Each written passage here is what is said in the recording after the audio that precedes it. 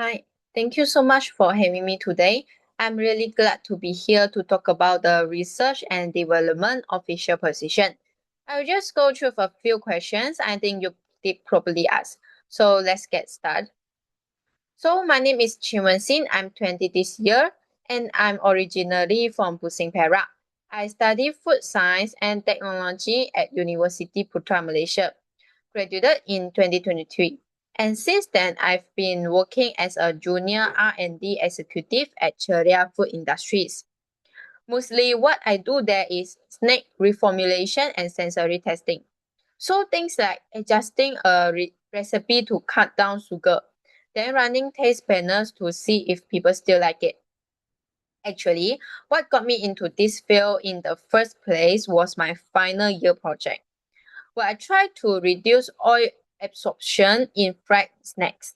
I just found the whole trial and error process really satisfying. And that's basically what pulled me to R&D instead of, say, production. So in terms of strengths, I did say I'm quick, detail-oriented, especially with data and documentation. In my current job, that actually matters a lot because one missed number in a self-life report can cause problems down the line. Second, I think I'm decent at explaining technical results to people who aren't from a science background, like marketing or management. As for weakness, honestly, I used to overanalyze data before making a decision. Sometimes spending way too long on one trial. What I did to fix that was just set myself a deadline for each analysis so I don't keep second guessing. Another one is I used to get quick nervous presenting to senior management. So I started volunteering for more internal presentation just to get used to it. So honestly, what drew me to apply here is that this company has been moving pretty seriously into healthier snacking. And that's exactly the kind of R&D work I enjoy. I've actually tried some of your low sugar granola bars as a consumer. And I think the texture on those is genuinely hard to get right. So that tells me the R&D team here takes it seriously. I also feel like in my current role, I've kind of hit the ceiling of what I can take ownership of. And I did like to be more involved in a project from start to finish. So in 5 years, I did like to have grown into a more senior R&D role, maybe leading a small team by then. I want to have did at least one full product launch on my own, from the early formulation stage all the way to the shelf.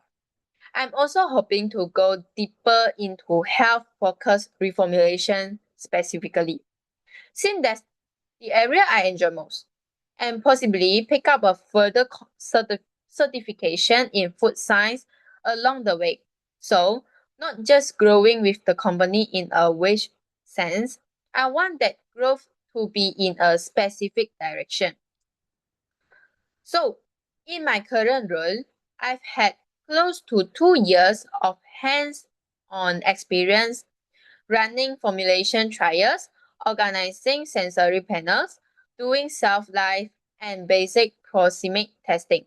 I've also worked quick a bit with packing and marketing, not just staying in the lab, which I think matters because R&D doesn't really happen in isolation. One thing I'm a bit proud of is that I could drive an internal proposal for a package trial, and it actually got approved on the first submission, which doesn't happen often. I did say all of this mates pretty directly onto what this role needs. It's really the same cycle, just a bigger scale. I think R&D is really what keeps a company relevant when consumer habits shift. Like right now, everyone's paying more attention to health and sustainability. If a company can reformulate products based on real evidence instead of guessing, that builds trust with the customer And trust is what brings people back to buy again. Just to give an example, in my current job, the sugar reduction project I work on actually led to a 12% increase in repeat purchase after it relaunched. So it's not just a nice idea. Done properly, R&D has a pretty direct effect on whether customers keep choosing you over competitor. So when a project gets heavy, tight timeline, limited budget, not enough manpower, the first thing I do is break it down into fast and tackle the parts with the most uncertainty first. So we are not wasting time on the easy stuff while the risky part is still unresolved. I also try to give regular check-ins with whoever else is involved, production, marketing, whoever. Just so problem get caught early instead of at the very end. When it comes to allocating resource, I look at cost per trial, batch size, how urgent it is, and the likely return. And if something's not realistic, I did rather flag that early to management that overpromise and scramble later. So for salary, I did set somewhere in the range of RM 3,800 to 4,500, depending on the exact scope of the role. That's based on what I understand of the market rate and my current experience level. But I'm honestly quite flexible on this. I did rather look at the whole package, training opportunities, growth path, and so on, rather than just fixate on the base number.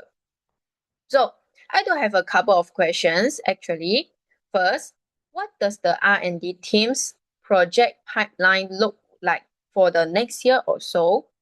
And second, how does the company support ongoing learning or certification for people on the R&D team? So I think both of those would help me understand what growing here would actually look like.